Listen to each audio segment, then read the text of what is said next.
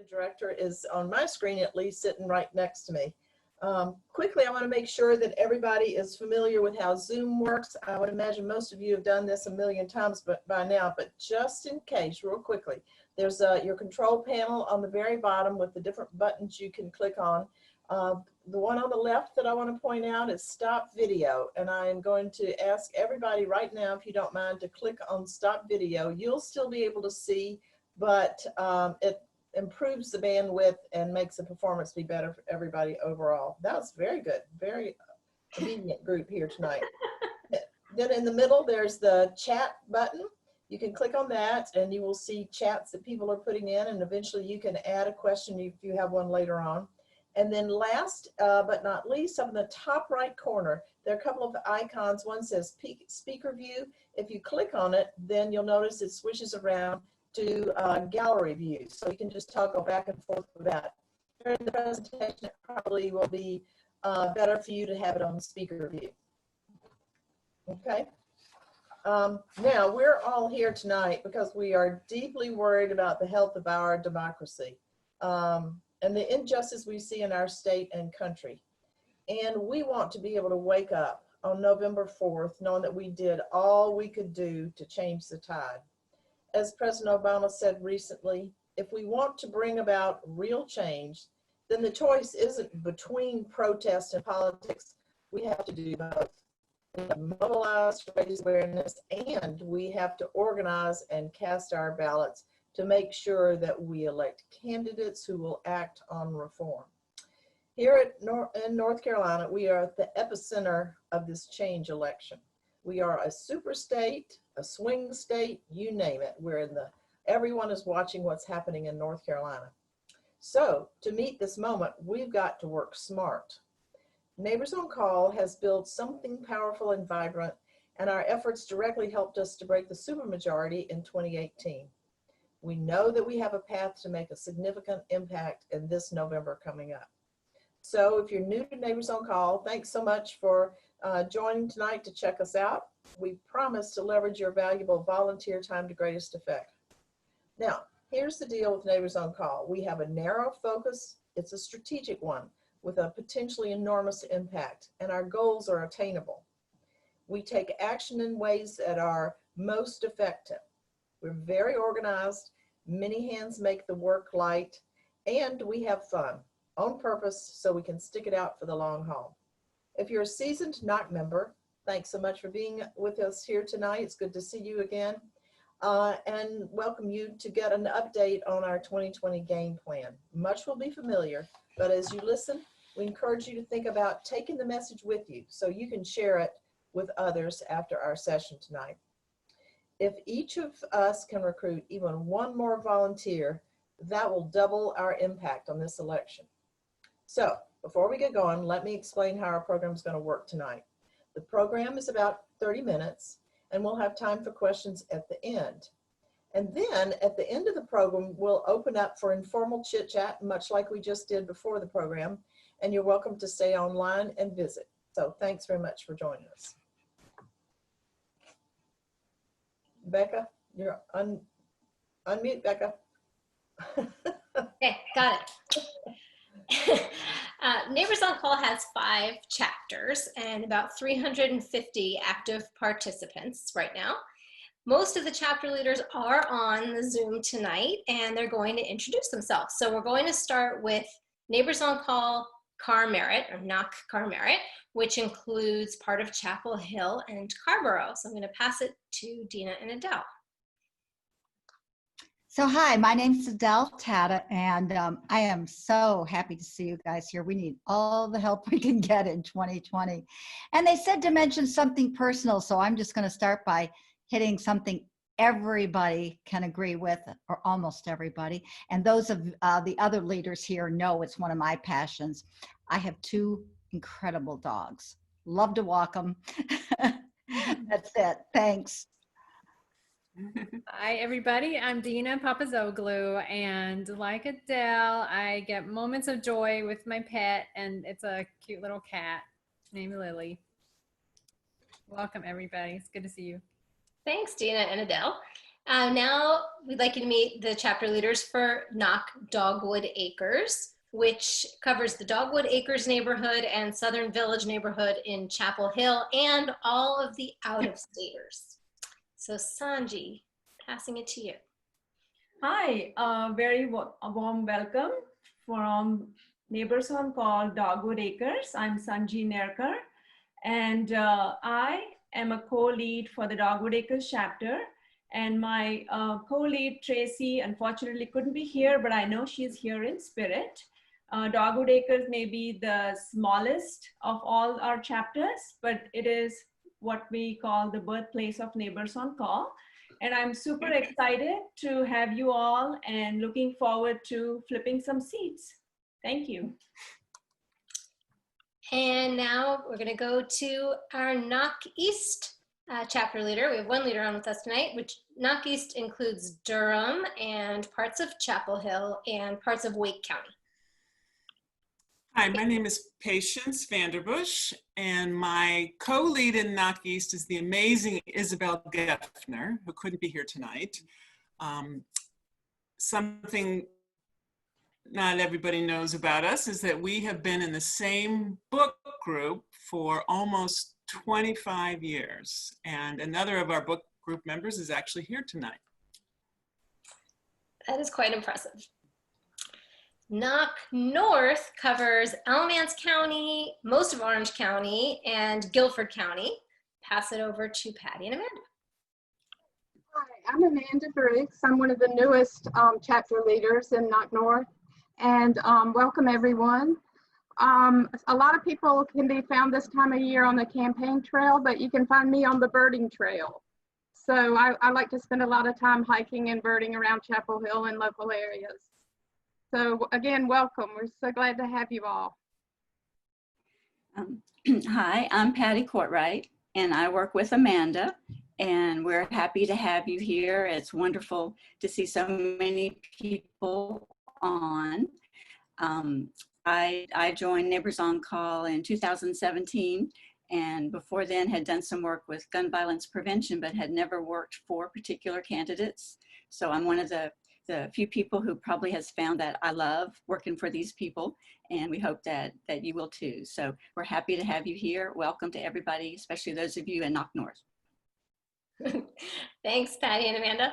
And finally, Knock South, which includes Chatham and Lee counties and parts of Wake County.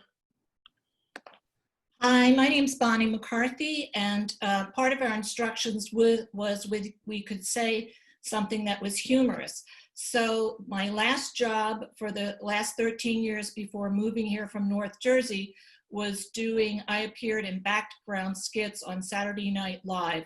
So I was in weddings, funerals, Target shoppers, a couple of town halls, and 3 different election cycles.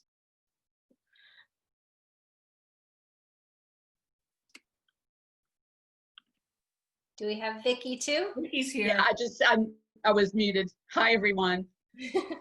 Happy to have everyone joining us tonight.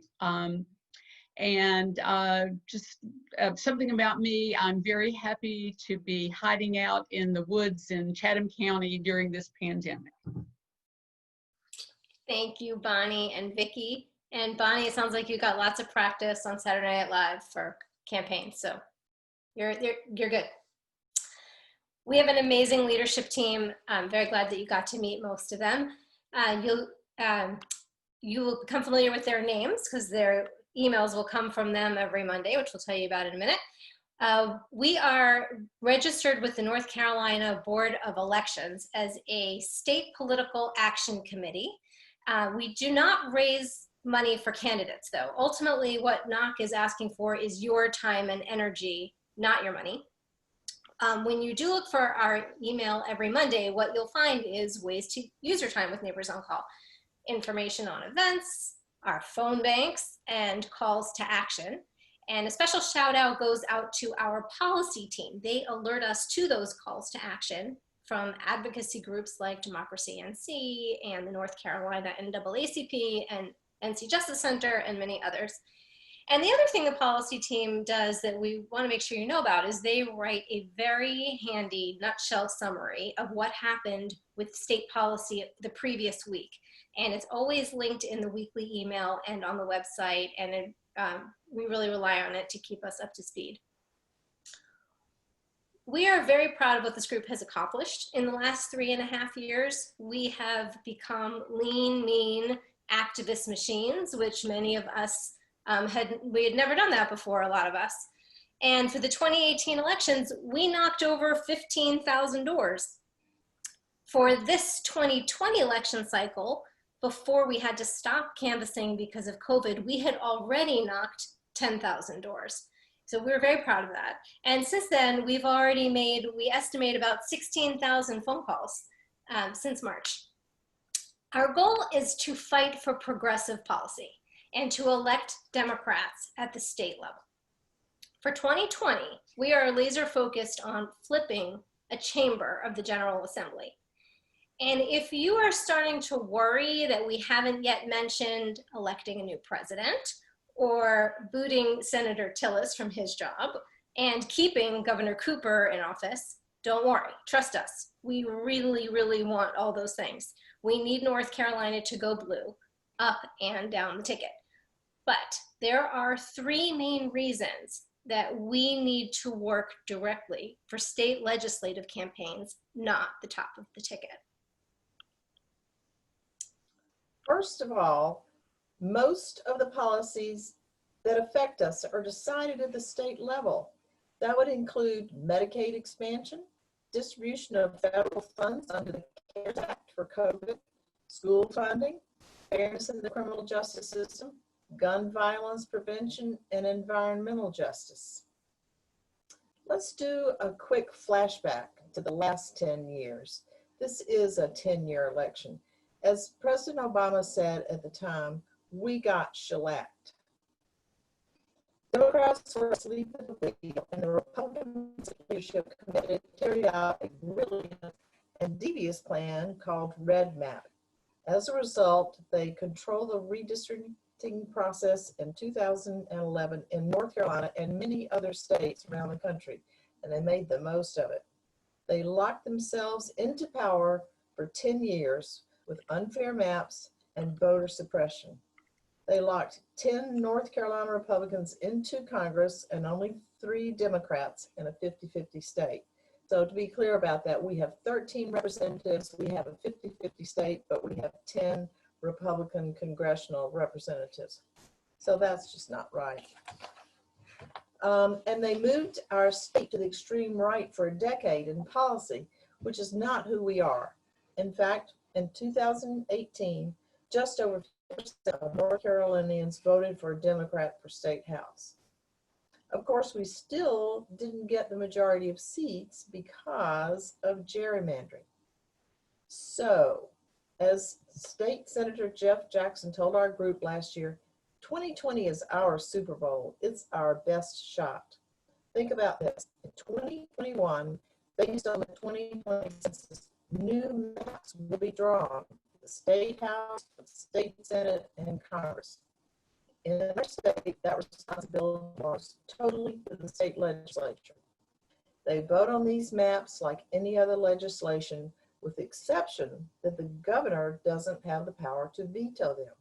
Therefore, controlling a chamber means having a seat at the table when those maps are drawn, which is why it is so important that we flip at least one chamber. Some districts have become a little more fair after a panel of judges ruled that they be redrawn last year. That gives us a better chance at achieving our goal, flipping at least one chamber this year. To that, we need 6 more seats in the House or 5 more seats in the Senate, or ideally, we'd like both. Now let me read this quote to you in the next slide. Winning state legislatures matters more now than ever before. Everything is on the line this election cycle, the future of our party, and more importantly, the future of our country. Expert public estimates reveal that winning as few as 48 state legislative seats could determine as much as 136 seat swing in the U.S. House of Representatives for the next 10 years. So we're going to fight like hell to win in the districts where it matters most. Now, gasp, where did that quote come from? From the Democrats? No, this is the quote lifted from, sorry, I realize people are having trouble hearing me. Not sure what I can do. This quote, anyway, comes from the Republican State Leadership Committee, not from the Democrats. So they are going after the state legislature as much as we are, must defend these positions.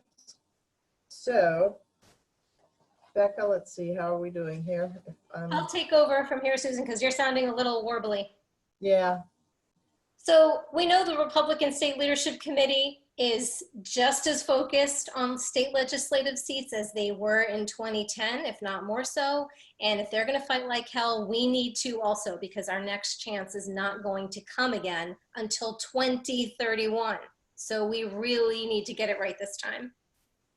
So this brings us to reason number 3 that we're focusing on the state legislature. That is strategy. So you may be thinking that if we have a solid candidate for president and all the money and the staff that they're going to bring into the state, that won't that be the key to winning the legislature? Like, I'll just volunteer for the presidential campaign and they'll know where to put me to work. And this may not be what you want to hear, but no, we cannot count on that. And here's why. And we have to credit Flip NC for their careful research and data analysis about this. Winning down ballot requires talking specifically about the down ballot races. And there are 2 reasons why talking primarily about the top of the ballot doesn't achieve that. The first reason is that a lot of North Carolinians split their ballots. So Flip NC, they're another grassroots group, and they do data analysis. They found that in 2018, in several key districts, more than 10% of voters split the ticket. So for example, voting for the Democrat for the North Carolina House and the Republican for the North Carolina Senate. And for those of you who were working with us in 2018, you actually know a specific example of this. Erica McAdoo, who ran for the State House in Alamance County, she had lots of volunteers canvassing for her. She campaigned very hard. She earned very good name recognition, and she did better than the Democrat running for state senate in the very same precincts. The second reason that we need to talk about the down ballot races is that many voters don't complete the ballot. So this is largely thanks to the elimination of straight ticket voting, which the Republican legislature took care of for us in 2013. They knew that of the 2.5 million people who used straight ticket voting in 2012, 56% were Democrats. And so what happened in the 2016 election, which is the last presidential election, so the last time we can compare legislative races being far down ballot. In 2016, there were 60 contested North Carolina House races. And so Flip NC reports that an average of 2,000 voters in each district left the House candidate blank. And that is a very significant number when you consider that 9 of those 60 races were decided by less than 2,000 votes. So in other words, a lot of votes were left on the table. And in some cases, they were enough to swing an election. So the key here, again, is name recognition down ballot. Presidential campaigns often do not put resources into the name recognition for down ballot candidates. And in fairness, that is complex for them to do because it would require having different versions for their script for every state legislative district and training the volunteers about the local candidates. So maybe the Biden campaign will do this, but we can't count on it. If you worked for the Hillary campaign, you may remember that the local candidates were an afterthought at best. And I did work in the Hillary campaign, and I remember that very clearly. There are 2 pieces of very good news in here, though. The top of the ticket may not necessarily carry the down ballot candidates, but we can lift the top of the ticket by focusing on the down ballot races. So that means when we're on the phone talking about our candidates, of course, we'll also plug the top of the ticket, certainly in the fall, if not now, later, closer to the election. Also, lucky for us, flipping legislative seats is a very focused task. We're not trying to reach millions of voters.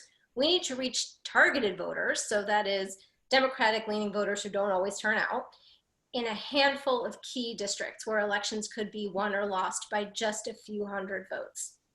So to sum it up, we can best leverage our power if we stay laser focused on state legislative races. Neighbors on Call is not targeting the legislature because we're thinking small. It's because we're thinking really, really big. So we've talked about where to focus our time to make the biggest impact. So now let's talk about what we need to do with our time to make the most of the opportunity we have in 2020, and it is a big opportunity. We know that direct personal contact with voters is what we need to do. Studies show it's the most effective way to increase turnout, especially for getting out Democratic voters who are unlikely to vote. Until coronavirus hit, Neighbors on Call was a stellar canvassing operation, but unfortunately, face-to-face contact, that's canvassing, is just not an option anymore. Phone banking is reportedly the second best thing to canvassing. So that's what we've been doing now for 3 months. And there's too much at stake not to do it. It's worth pushing ourselves outside our comfort zones to get fair maps for the next decade and to get progressive policy in place. And the more callers we have now, the better our chances are at the polls in November. We understand if you feel a bit nervous about that. Many of us did too. Here's what the phone banking is like. You participate from home, you use your computer or your tablet and your phone. And even though you'll be doing this alone from home, you'll be online with the campaign folks and with other Neighbors on Call callers, so you won't feel alone. Here's how it goes. In advance, NOC will email you the script and some information about the candidate so you can familiarize yourself. The phone bank organizer kicks things off with a training over Zoom, like how to do the virtual phone bank and the main goals of the phone bank. The script provided by the campaign serves as a guide for what to say. You do not have to be the expert and you don't have to follow it word for word. Often the candidate speaks for a few minutes so you can get to know them. You'll be working from a targeted call list of left-leaning voters. Sometimes it may include unaffiliated voters because the campaigns need to figure out who their likely voters are. It is not our job to persuade them. We're just identifying them sometimes. And Neighbors on Call has a dedicated point person at every phone bank in case you have questions. Then during the phone bank, NOC will host a Google Hangout, which is a chat on your computer or your tablet to stay in touch. And it's an easy way to ask questions to the point people or to other callers, and plus just to, we keep each other going, motivated. The campaign always then reconvenes the callers at the end by Zoom to hear how it went. And we have posted a lot of reference materials about phone banking on our website. So now you know we need a phone bank. We need to flip 6 House seats or 5 Senate seats, or hopefully both. And we need to hold the seats that we won in 2018 when we broke the supermajority. But which seats are we going to focus on? We have 4 target North Carolina House districts. Our leadership team will continue to monitor where we're most needed. Right now, supporting these candidates is the best strategy for Neighbors on Call. All 4 of these candidates are strong, progressive, compelling candidates, and we are very proud to be working for them. There are 2 representatives in Wake County that we must defend. Their seats are being targeted by the Republicans because Democrats, with our help, flipped these seats in 2018, and the Republicans want these seats back. Sydney Batch represents House District 37 in Holly Springs and Fuquay-Varina. She is a lawyer, social worker, and child welfare advocate. She grew up in Chapel Hill, where her parents still live, and she is fantastic. Her seat is especially vulnerable because when her district was redrawn last year, she lost some of her Democratic precincts and gained some Republican-leaning ones. Working for Representative Batch, you'll also be doing double duty. Sam Searcy flipped the state Senate seat in 2018, and that is expected to stay blue, but Deb Ross is running for Congress there, and that is expected to flip to blue. Terrence Everett is in Wake Forest. He represents House District 35. Representative Everett has his own law practice representing small businesses. He ran for office as a champion for higher teacher pay, fair districts, environmental protection, gun safety, and support for small businesses. And he is a great guy. Your work for Terrence will also help to flip the state Senate seat that Sarah Crawford is running for. The congressional seat is held by David Price, and that is solidly blue. There are also 2 seats that we are going to help flip. Ricky Hurtado is an amazing candidate for House District 63 in Alamance County. He is, hopefully, going to oust Republican Representative Stephen Ross. Ricky's the son of working class immigrants from El Salvador. He grew up in rural North Carolina, then graduated from UNC as a Morehead Cain Scholar and earned a master's degree in public affairs at Princeton University. He's now on the faculty at UNC Chapel Hill. In the 2018 election, Erica McAdoo almost flipped this same seat, but came up 298 votes short. And the district has since been redrawn with some new Democratic-leaning precincts added to it, and it is considered the most flippable district in the state. You'll also do double duty working for Ricky. It won't be easy, but there is a chance that the state Senate seat could flip. The Republican currently in that seat is not running for re-election, and Democrat J.D. Wooten is trying to flip it. Nicole Quick is running to oust Majority Whip John Hardister in House District 59 in Guilford County. Nicole was born and raised in North Carolina. At Guilford Mills and Brayton International, she held responsibilities ranging from business management and manufacturing operations to Salesforce management. When her son, Tad, was diagnosed with autism, she decided to leave her career behind and got trained to provide daily occupational therapy for him. And she was a one-on-one aide in the classroom with him and later led teacher instruction about working with children with autism. She is an outspoken advocate for public schools and will be a wonderful representative in the State House. Her district was also redrawn last year and it is considered flippable. Your work here for Nicole could have a triple effect. She's in the same Senate district as Ricky, which could flip, and Kathy Manning has a good chance to flip the congressional seat to blue. You'll have a chance to get to know these candidates when you phone bank for them and at Neighbors on Call events, and you'll be so proud to know you helped get them elected. We have great momentum. Here's what we believe it's going to take to get the job done. We need to increase our number of phone bankers. That's where you come in, so we can reach even more voters. In July and August, each of us aim to phone bank twice per month. The election's only 4 months away already. And in the fall, Labor Day weekend to Election Day, November 3rd, we aim to each phone bank at least 5 times. To get the job done, we believe that's what it's going to take, and we know the Neighbors on Call crew can do it. So here is our July menu of phone banking options. Right after this event, we ask you to please go to neighborsoncall.org and to make your July selections. Later this month, we're going to host 2 of the candidates in conversation with legislators. Ricky Hurtado is coming with legislator TBD, and Nicole Quick is going to be in conversation with Representative Greg Meyer. We will be sending out information about that soon, and we hope that you can join us for those.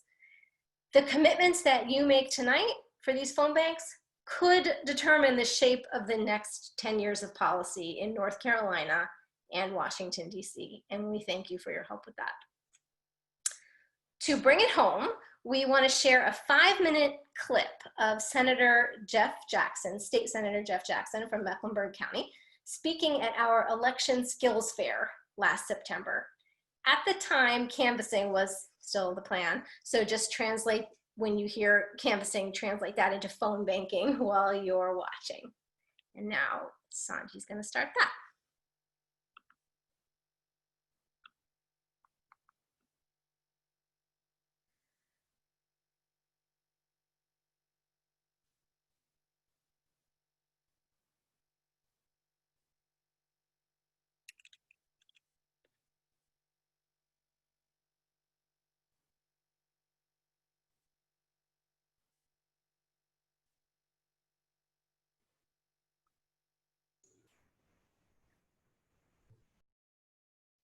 Sanji, is it going to be possible to get the audio, do you think? As someone who has been around the state, seen lots of. I'm sorry, Becca. Oh, no, I just wanted to see if we could get the audio, but it looks like we're on track. Okay. Thanks. Different ways that counties, blue counties, try to export their political influence. There is no more efficient organization than this one. There's no place that will treat your time as valuably as you. They got a yellow card that goes in the yellow folder. That's not normal. Top 5% political organization. Really. So if you're here for the first time and you're on the fence and you're thinking, well, this sounds worthy, but maybe there's another effort out there I don't know about that would be even better, be a better use of my time. There's not. This is it. This is the top of the pyramid of political activity. To this meeting, taking this first step, great. That's not easy that you were willing to do that. The hard part is yet to come. Don't quit. Don't quit or we're screwed. You're the capital. There's no one coming after you. There's no group that's bigger. There's no group that's smarter. As far as exporting political influence, you're the capital. As your schedule gets busy, as other people try and peel you off, you stick to this group. Look.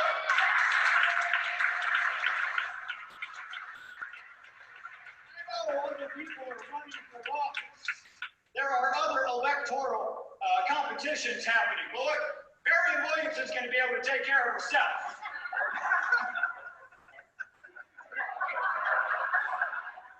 It could be Steve Bullock, who knows? These presidential conquests, they're going to be funded with $100 million, like just here in North Carolina, all right? They're going to be calling you because you're now on the radar as a possible volunteer. You say no. You're working the state legislature.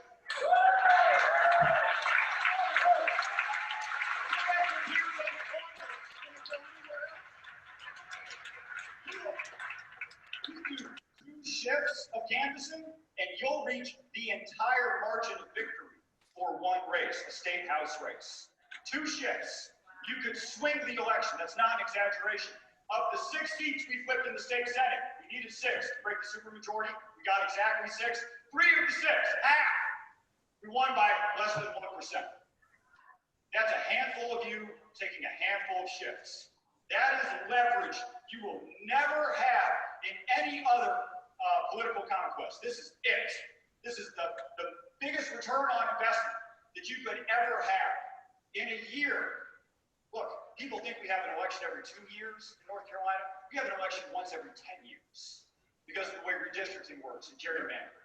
This is it. This is the Super Bowl. And you all are perfectly positioned to help get us across the last yard and make an enormous difference for millions of people across the state.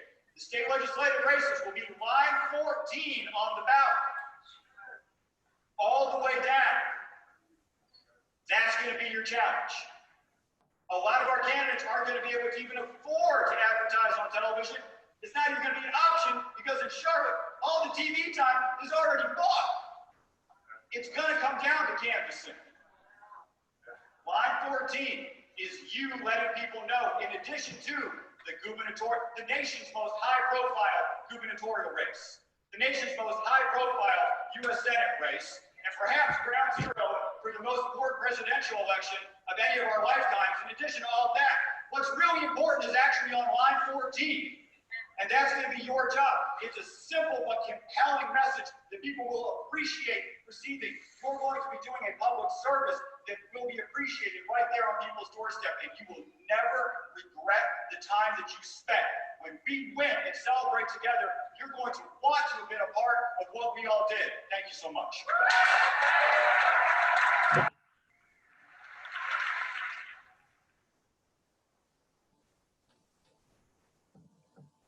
Yay, Senator Jackson. I never get tired of that clip. So you've heard us share our goals and our strategy, and we've told you about, well, what we think is an amazing community of activists. for us, I know I speak for Susan and myself, being part of this group has really renewed our energy and our hope. And rather than wringing our hands, we know we're engaged in a sustained effort to bring change. So it is now your turn. Please tell us in the chat what questions you have about Neighbors on Call or the plan for 2020. If you've already been active in Neighbors on Call, please let us know what your experience has been and what it's meant to you. And I'd like to see if I can say hi again. I had some papers on my computer earlier and I thought possibly that was the source of the thing. I'm so ashamed that You sound good now. Do I sound okay now? Sorry. Yeah. Should have known. That is all right. So patience? Yeah, Betsy wants to know how long is a shift? And is it necessary to work, I'll just add this as well, is it necessary to work the entire shift? Well, so usually the phone banks are scheduled with 15 minutes to half an hour at the front end for the training, usually 2 hours of calling, and then another 15 minutes to half an hour at the end. So 2.5 hours, 2 hours and 45 minutes is how it's scheduled. I will speak for myself. I cannot sit still on call for 2 hours solid. I call for most of it. I usually take a couple of 10-minute breaks in there to go get a snack or something like that. But that is how the shift is. And because you're at home, you can, you know, take breaks as you need to do it. Yeah, pace yourself. You can have cookies while you're doing it. Maurice wants to know, what have we achieved to date with phone banking? Well, since I was mute before, let me jump in here. At this phase of the campaigns, it's very important for them to get their phone lists cleaned up. We all know they have a lot of bad old numbers. So a big part of what we're accomplishing now is finding out all the numbers that are no longer good, so they won't bother to call them again. So in the fall, when it's really time to get out the vote, hopefully they'll have clean lists that really represent real voters that are worth calling back. And so right now, even if you got a lot of line disconnected or wrong number or whatever kind of messages, that is an accomplishment. We're cleaning up the data of their phone lists. And in some cases also identifying if an unaffiliated voter is someone they should follow up with later, or if they're, are they really leaning Dem as we think? So that's one way of cleaning up the data also sometimes. And also name recognition. We try to say the name of the candidate as many times as possible. So there is Vicki has just put in the chat, we're finding volunteers. We have really a higher answer rate right now than is customary because everyone's stuck at home and bored. So the good news is that we have had higher contact rates. And without going into all the details, some of the candidates are saying, call us if you're having problems getting unemployment and so on. So some good connections have been made and volunteers found. So it's a different kind of way of reaching out to people, but it has value. Okay, John wants to know, how many phone calls would a typical name on the list receive over the course of our phone banking? The way that the lists are, there's some questions about how it's constructed, but they will do like this initial pass that we're doing now where we're cleaning up lists. We don't intend to be calling people back at this stage. However, in the fall or at some point closer to the election, then they will call back with a different kind of message, a different kind of emphasis. So at that point, people might get subsequent additional phone calls. But right now, we hope we're doing the first pass preliminary cleanup. And our role here is to bring volunteers to the campaigns. So those decisions about strategy, when to do which kind of messaging and which callers to call again, those are made by the campaigns because they really have that expertise. And the information we're gathering, like if we code someone as being, really strong support, I would guess, but I don't know, that, maybe that person is less likely to get another call than someone who was lean toward the candidate, and then maybe they would get a different message. Okay, and John also wants to know, do we have permission to send a text message following the phone call or voicemail?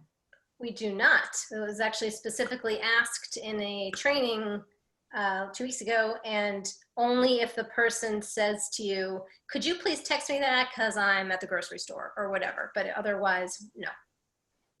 Laurel wants to know, have we released the Fear and Loathing of Phone Banking session from a few weeks ago? The tape, the recording of it. It's a work in process. We have someone setting it up right now. We had to do a little trim, and I am hoping it'll be posted by this weekend, but I can't say for sure. It'll be available on our website. You'll click on phone banks, and there'll be a place underneath there where you can find recordings of our past sessions. And for those who don't know, the Fear and Loathing event was a special event to try to make people a little bit more relaxed about phone banking, or to alleviate some of their fears about As it. someone put it, we were trying to lessen loathing, which Okay. is a lofty goal. And Sandy wants to know, where do oh, let me add one last thing, Patience, which is you may never love it, and that's okay. I don't love it, but I do it anyway, and it's just what we have to do right now. So we just need to get to the point where we can tolerate it, and it's okay. And maybe you'll love it. Isabel does. And it's not as horrible as you might imagine. That's what I will say. That's my less loathing answer. Sandy wants to know, where do the phone lists come from? Are they cell phones or landlines? Well, it'll be a mix of numbers. You know, sometimes it's cell, sometimes landline, and I don't think you usually know until a person answers. The source is some master database in the sky that the Democratic Party has access to, and I don't think we know any of the behind the scenes stuff of exactly how they pull all that together, but it is registered voters. So it's registered voters and their phone numbers to the best of everyone's understanding. Yes, you get a name. I see something pop up here. The way it appears on your screen will be Joe Blunt, 23 years old, you know, precinct and phone number. So you have a few basic details. For reasons I don't understand, not all the campaigns have as much data available, but generally the name and the age and the party affiliation, sometimes race. Okay, Steve wants to know, is there a metric for how many calls translate into a vote? I don't know. I don't know either. And I think in coronavirus times, I think a lot of those metrics have sort of a question mark asterisk after them anyway, but it's a good question. Okay, and Elizabeth wants to know, at this point, what are you telling folks to do about absentee ballots? Becca? We have not told folks anything yet. Whatever messaging the campaign has is the messaging that we as volunteers will pass on. We as Neighbors on Call are planning to do an event sometime later in the summer for us all to learn more about that process and just the mechanics of the election. Okay, and John wants to know, do we get a name associated with the phone number, or is it anonymous? No, that's what I was answering that one earlier about, no, it's not anonymous. You have the person's name and the phone number and a few basic details. Okay, so he's talking about the caller and not the person who, or the person being called as opposed to the caller. Okay. Chuck says, keep saying, I love phone banking, and after a while you will. I always have at least one great experience, sometimes more. Also, I have been able to sign up people to volunteer, and that is a special feeling when that happens. Hooray for Chuck. Mm-hmm. I think that's all the questions. Let's see. That's all the questions we have so far. Well, gosh. Oh, Chuck's cousin has chimed in. It's nice to have family involved. Goodness, so what else can we volunteer that you didn't ask that we should say? It's been an education for me. I enjoyed canvassing, or I learned to enjoy canvassing because it was exploring different neighborhoods and encountering so many different kind of people. You don't have that fun of exploring the physical areas, but with phone banking, I've had some very poignant conversations. I called a man who was quite down because of the COVID situation, and he was worried about his children and his job. And I'll just never forget that. I don't know how much I helped him, but he certainly heightened my awareness and concern. I will never forget that man. And it influences, it helps motivate me in terms of being involved and staying active. So.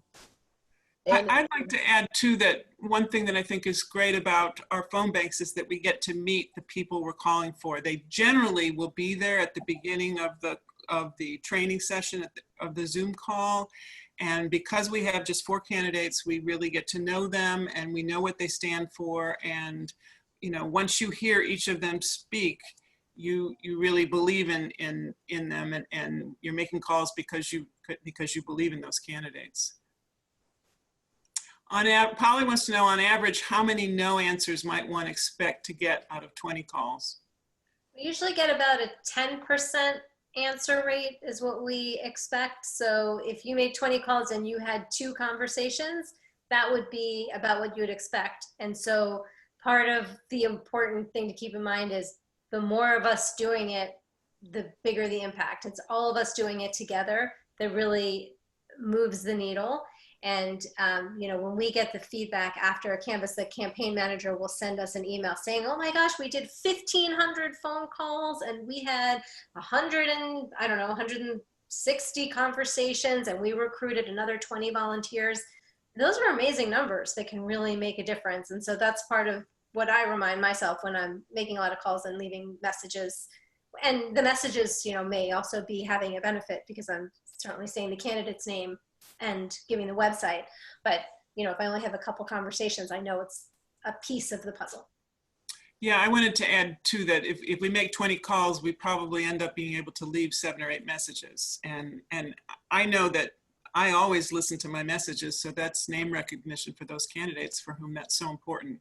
Dina says, working with the candidates and when they win, I feel so much closer to the legislative process too. Like we have friends there who give us the inside story and we know they're working hard for the right things. Elizabeth said, is it still okay to keep the same list and continue to finish the same call list on the following day? You should check in with the campaign about that. Often the campaigns will say, sure, they have some guidelines like don't call after 9 and don't call before. I'm not sure what their morning start time is. So they give you some parameters, but in many cases they will be comfortable. You need to, I would refer you to the campaign for that, not us. As we always say, we are just volunteers showing up. We don't own the phone bank. We don't control it. So I would just check in with the campaign to make sure they're okay with it. Because a lot of people like to do it that way. I personally kind of want to get it over with, but so. Amanda says, the candidates provide very helpful scripts which make calling much easier. Barbara says, thanks for doing this. Your point about increasing name recognition for the candidates is very persuasive. Thanks for organizing this. We will sign up. Wonderful. Thanks, Barbara and Jim. And that's it for now. Well, cool. We would love to continue chatting with those of you who would like to hang out with us and get to know each other, because the community building piece really does help us all stay involved. So we think that that's important, and we'd love to talk to you for a few more minutes. And if you don't have time for that, that's okay too. So please look out for a follow-up email from us, and we will be sharing information about our candidate events, and you'll get a Monday email every Monday. And please go to neighborsoncall.org tonight to choose your July phone banks.